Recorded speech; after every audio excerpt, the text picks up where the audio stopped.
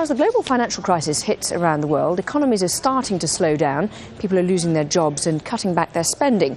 There is one silver lining, though. The cost of food like wheat and rice has finally started to fall sharply. Let's take a look at what's happened. First, wheat. Well, in 2007, a tonne of grain sold for around $200. Within a year, speculation and drought had doubled the price. But now, in the last 3 months, it's dropped by 70%. Well, let's check out what's happened with rice. Well, it's skyrocketed from $200 a tonne to more than $1,000 in April.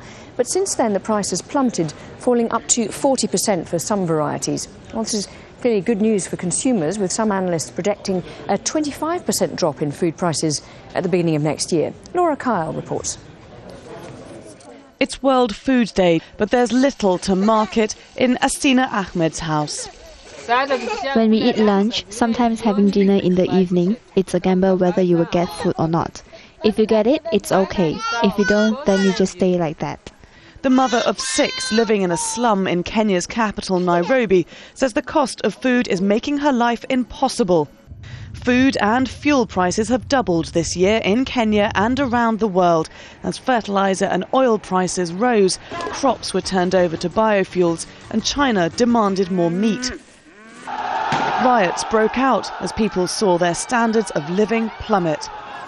By the middle of this year, world grain prices dropped sharply on the back of bumper crops and a fall in oil prices. But that decline has not yet been reflected in the marketplace. On Thursday, a small group of students in the Philippines capital, Manila, demonstrated against global food shortages, blaming the US for rising costs. I do not know why we are celebrating World Food Day, because it is the opposite of what we are experiencing. World Foodless Day is what we are truly experiencing here. Nearly a fifth of the world's countries rely on food aid. But as donor nations suffer from global financial turmoil, the head of the UN Food Agency warns any reduction in aid may lead to another food crisis next year. If there is a recession, naturally it will be more difficult to mobilize resources for agriculture in developing countries, and therefore we may have more poor people and more hungry people.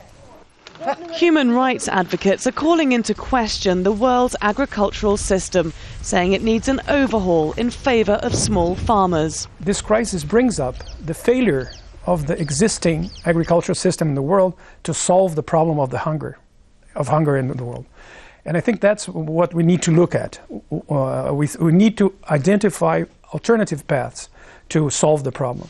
But there's relatively little appetite for changing the entire agricultural system.